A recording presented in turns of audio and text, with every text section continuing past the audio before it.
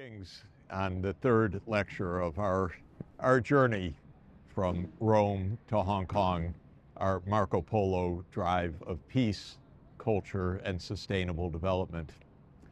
I'm in one of my favorite places in the whole planet, the city of Istanbul. We drove, as you know, from Rome up to Venice, from Venice across the Balkan Peninsula, visiting Ljubljana, the capital of Slovenia, then Zagreb, the capital of Croatia, then Belgrade, the capital of Serbia, and then moving further east, we went to Plovdiv, the remarkable second city of Bulgaria, but a great historic city from Roman times until today. And then we continued our drive east to reach where we are today, Istanbul. Istanbul, one of the ancient cities of the world, one of the most remarkable cities of the world, one of the cities that is absolutely core to the tale of Marco Polo, and one of the cities that is central for our world today and for the future of the world. Well, not only am I in one of my favorite places that I'm so excited to talk with you about, but I'm also thrilled to be in my favorite place in one of my favorite cities of the whole world. We are in Sultanahmet Square. And if you can see, it's a long axis down this way, a long axis the other way. And if you think about it, it looks like it's shaped like a racetrack, which indeed it is, because this square, this Sultanahmet Square, was 2,000 years ago a hippodrome, a horse race track, when this city was part of the Roman Empire. This is a city that goes back a long way. And everywhere you step, you are stepping in ancient history, Roman history, Ottoman Empire history, and the present day world. So let's start at the beginning. Istanbul is a city that was settled as we know it as a city probably about 2,400 years ago, and it was given the Greek name Byzantium, or Byzantion in Latin. And that particular settlement by the Greeks was a colony of a Greek city-state, Megara. And so the city of Istanbul today started as the city of Byzantium around 2,300 or 2,400 years ago. But thousands and thousands of years before that, there were settlements of people in this very strategic place, and a very prosperous place too for farming, because this was one of the centers of the Neolithic Revolution, one of the centers of agriculture.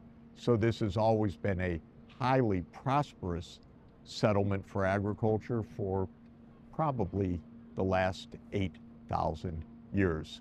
But our story starts with Byzantium and this place as a Greek city-state. Around 146 BC, Greece was fully conquered by Rome, and so this became a Roman settlement. And so already more than 2,100 years ago, this was now a Roman provincial city. But it is a city of remarkable strategic significance. Why? Well, if we just head in this direction just a little bit, we hit the water. We hit the Strait of Bosporus. And heading this way and continuing in this direction, you head by sea through the Strait of Bosporus, the Sea of Marmara, out through the Dardanelles into the Eastern Mediterranean. This way to the Eastern Mediterranean. And if we go the other way, we go up the strait of Bosporus in the direction heading towards the Black Sea. So the Black Sea region is in this direction. The Black Sea that is today Russia, Ukraine, Romania, Bulgaria, Turkey, Georgia, surrounding the Black Sea, and all contributing to the Black Sea culture, and of course, a place today, sadly, of conflict that we hope will come to an end very fast. Now, if we go overland in this direction, we get to the Balkan Peninsula from where we've just arrived.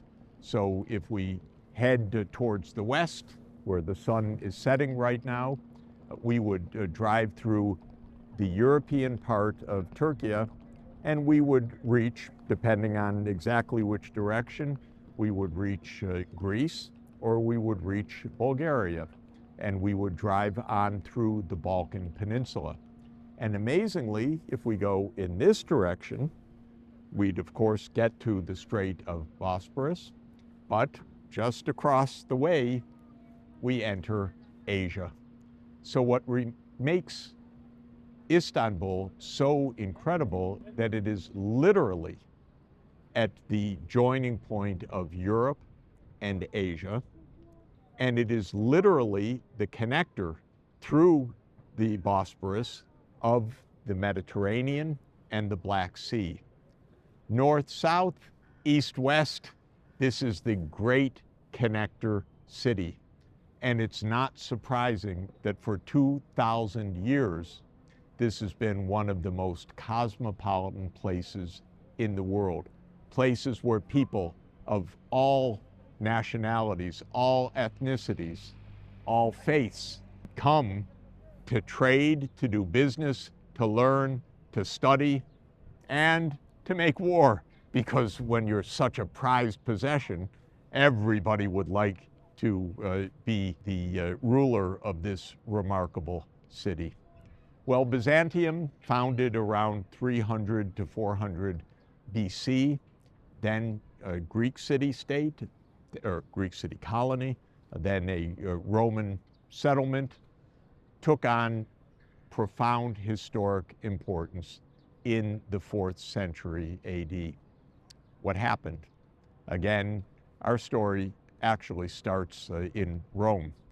The Roman Empire, by the 3rd century AD, had become so vast, stretching from the Atlantic Ocean all the way to this region and farther to the east, was so large, so populous, so expansive that it was extremely difficult to govern from one capital, from Rome alone. So the Emperor Diocletian, around 280 AD, decreed that there needed to be a governance reform, that there would become a Western Roman Empire and an Eastern Roman Empire, each one ruled by 2 leaders. So 2 in the West, 2 in the East, 4 altogether, a tetrarchy, that is rule by 4. The leader in each place was an Augustus, and the sub-leader, the second leader, was a Caesar. So an Augustus and a Caesar in the West, and an Augustus and Caesar in the East. Well, that was towards the end of the 3rd century, and early in the 4th century, in the first years of the 300s, a very ambitious, very smart, very aggressive part of a tetrarchy, Constantine, decided that he would battle to reunite the empire, not as a tetrarchy, not as he being one of 4, but he would become, again, the emperor of an undivided rule. And in 312 AD, in a consequential battle in the outskirts of Rome and today part of Rome at the Milvian Bridge, Constantine defeated his rival in the west, Maxentius, and became the sole ruler of the Western Roman Empire. He had a dream before that battle where he saw the sign of Jesus Christ and the message, in hoc signo vinci, in this sign you will conquer. And so after his victory at the Milvian Bridge, Constantine converted to Christianity because he had conquered with the vision of Jesus Christ. His mother was a Christian, his mother Helen.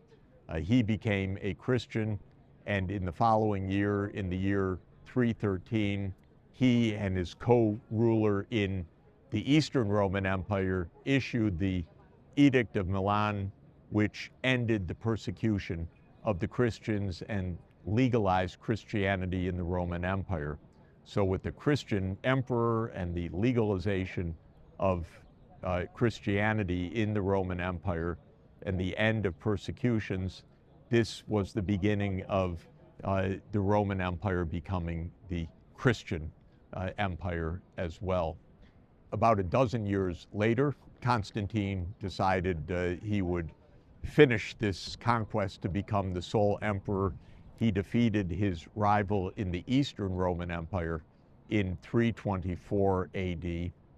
And the following year, he declared that the city of Byzantium would become another of his capitals, but this time known as Constantinople. Of course, Polis, the part of Opal in Constantinople, is city in Greek. So Constantinople is the city of Constantine. And this would become the city of Constantine in 325 AD. Now, that means that this place went from becoming a Greek city-state and a Roman settlement to a capital of the Roman Empire, Rome in the west, Constantinople in the east. And this is where the hippodrome arises, because now all of the grandeur and appurtenances of a Roman capital came to Constantinople. And here we have the great racetrack. And what is one of the first things that Constantine did? He brought an obelisk, an ancient Egyptian obelisk from around 1500 BC. This obelisk that we see here, it was brought to Rome by his forebearer emperors, and then he brought it from Rome to Constantinople so that Constantinople would have the grandeur, because Rome had also been filled with obelisks brought by the Roman emperors to show that Rome had surpassed the ancient great civilization of Egypt. And as soon as Constantinople became the capital, not only did it have a racetrack, not only did it have an obelisk, but now it was important to start building Christian churches. And one of the greatest architectural feats of human history and one of the greatest churches of human history is just to my right. We can see it in a distance from here. This is Hagia Sophia, or Holy Sophia. It's the great church that was started by Constantine I in already the early years of Constantinople in the 330s. The first such church was completed in this site around 360 AD. A second church and a larger church was built in the next century by Theodosius II, the later emperor. And the church that we see here is a 6th century magnificent architectural accomplishment of genius built by the Emperor Justinian. Well, This was the second Rome, Rome and now a second Rome. But Rome itself, as we know, fell to the Germanic conquerors in the year 476 AD. So the Western Roman Empire ended towards the end of the 5th century, but the Eastern Roman Empire continued. And so when we think about the decline and fall of the Roman Empire, sometimes in European history, the Roman Empire ends, in quotation marks, in 476 AD, because that's when Rome itself fell to Germanic conquerors. But in the East, the Roman Empire would continue for another 1,000 years with its capital in this place. And this became the seat of the Eastern Roman Empire, which became known as the Byzantine Empire, again from the original name of the Greek colony Byzantium, now the Byzantine Empire. And the Byzantine Empire fought many battles to keep control of this region. Ironically, one of the fiercest battles of the Eastern Roman emperors was against the Western Christian threat, because in the year 1204 AD, a crusade was launched where the Venetians came ostensibly to take the Holy Land, but instead of taking the Holy Land, they conquered Byzantine Constantinople, and they sacked the city. Many of the great artistic gems of this city, including the great 4 horses in chariot, were taken from the city and brought back to Venice, and now are on the Doge's Palace in St. Mark's and in the cathedral, over the cathedral in St. Piazza San Marco in Venice.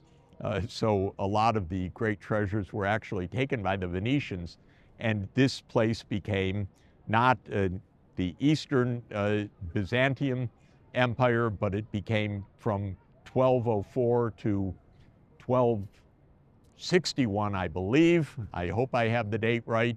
The Latin center after the Crusades, at which point it was won back by the Paleologos emperors of Byzantium. So it became once again part of the long-standing 1,000-year history of the Byzantine Empire. But the Byzantine Empire was being also attacked not only by Latin crusaders, but also by the arrival of various Turkish conquerors. First, the Seljuks, coming from Central Asia and coming to settle in Anatolia, in today's Turkey, and taking more and more land of the Byzantine Empire. And then following the Seljuks came the Ottoman Turks. And the Ottoman Turks in the year 1453, led by a brilliant young leader, Mehmet II, known to us as Mehmet the Conqueror, succeeded in 1453 in conquering Constantinople and making Constantinople the new capital of a new great empire, the Ottoman Empire.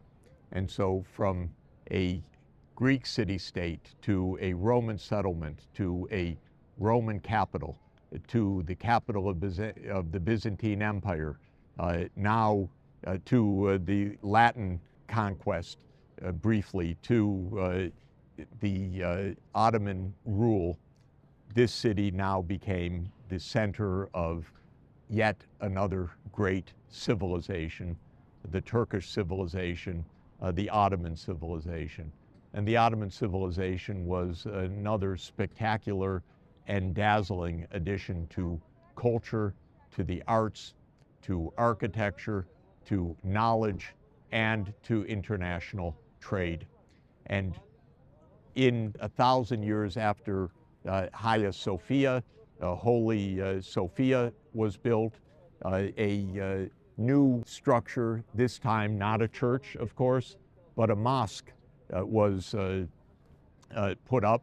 And behind us, we can see this absolutely magnificent mosque known as the Blue Mosque. And it was constructed around the year 610 AD by Sultan Ahmet. And it is another architectural gem. So we have Hagia Sophia, which also the Ottomans converted from a church to a mosque, and now the great addition of Turkish architecture and the creation of the Blue Mosque here. So in this one square, we have the Hippodrome, we have the obelisk from Egypt, we actually have a serpent pillar from ancient Greece commemorating the Greek victory over the Persians in 479 AD. We have Hagia Sophia, the great church begun by Constantine. We have the Blue Mosque. In other words, we have history within our grasp of all of the great civilizations of this region, connecting Christianity, Islam, connecting from ancient Greece to modern Turkey, connecting Europe and Asia, connecting the Mediterranean and the Black Sea. We're standing in a way at one of the absolute centers of world history right in this spot. And we're also standing at the center of Marco Polo's story. And let me relate that briefly as we draw to a close. This place, of course, as the north-south, east-west connection, was the magnet for merchant trade.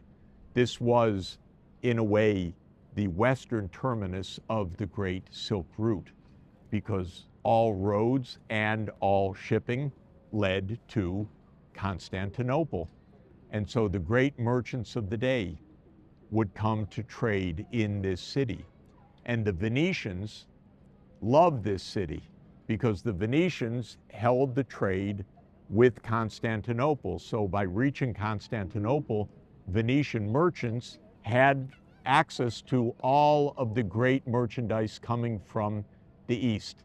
The porcelains, the silks, of course, the spices, and all of the other precious commodities coming from the east, the great muslin cottons coming from India, all would come to this city. So in the 1260s, this is still when it was just at the end of the Latin period and returning to the Byzantine Empire. Where did the Polo brothers, Marco's father and uncle, Niccolo and Maffeo, come to trade? Of course, they came to Constantinople, and here they made their business. And they made a lot of money, they were wealthy merchants, and they decided from here to head that direction, because this way would take them into the Black Sea. And where were they headed when they went that way? They were headed to a place we also know from current events. They were headed to Crimea, another great trading center, another settlement of many cultures, another center of regional trade. So they went to do business in Crimea. By the time, maybe around 1261, that they were in Crimea, conflict arose in the neighborhood. They could not return to Venice as they hoped, at the timeline that they hoped, so they said, we'll go further east, make more money, more trades. And they headed east, and they found their way actually eastward, because at each step there was conflict to their west. They kept heading east until they reached Bukhara, a place we will be visiting very shortly on our journey together. When they reached Bukhara, one of the envoys of the great Khan of Kublai Khan, said, "Come with us all the way to Khan Balik, to the capital of the Mongol Empire in today's Beijing." And so the Polo brothers went from around 1265 to 1268 to the Kublai Khan's capital. And finally, around 1268, they were sent back by Kublai Khan. Go make contact with your Pope, and please ask your Pope to send us wise men to bring back to the Mongol Empire to help educate us about the ways of the West and the ways of Christianity. The Polo brothers returned. Of course, they picked up young Marco at the time. They made their way back to Kublai Khan. This time, they arrived around 1275 AD, and they stayed until roughly 1295 AD. So this time was almost a 20-year period, at which point they returned.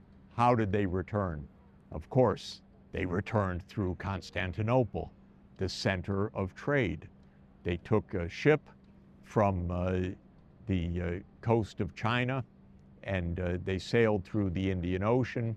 They made it to Hormuz, which we know about, another strait of great significance, which has been at the center of the Iran war. And from Hormuz, they sailed to Constantinople, and from Constantinople, they returned to Venice. So this city was central for the Polo story because this city was central for trade. Until today, modern-day Istanbul, renamed Istanbul, meaning also Bol Por. It's the same root. It means to the city in Turkish, renamed in the 1920s after the Ottoman Empire was defeated in World War I, and the successor state is the state of modern-day Turkey. And in Turkey, the name Constantinople was changed to Istanbul, to the city, literally speaking, and Istanbul remains one of the world's not only most treasured and visited sites, with millions and millions of tourists coming from all over the world to see the wonders and the beauty and the great cuisine and the marvelous culture of this place. But it's also a place to do business because it remains, as it has been for more than 2,000 years, the junction of Europe and Asia and the connector of the Mediterranean and the Black Sea. And that vocation, of course, continues until today. Modern-day Turkey is building modern infrastructure. It's building modern transport over the Bosporus, rail over the Bosporus, digital connectivity from Europe to Asia, overland transport by road, of course, as well. And it's sometimes called the Middle Corridor, but we know it by its real vocation. It's the Silk Road, remade for the 21st century. So welcome to Byzantium, welcome to Constantinople, welcome to Istanbul, welcome to one of the most enchanting and great places of human history, and we will continue our journey from here eastward, because from Constantinople, from Istanbul, we will now proceed across the Anatolian Peninsula, and we will be heading towards Central Asia. The journey is wonderful and exciting, and it's a thrill to be together with you on this journey.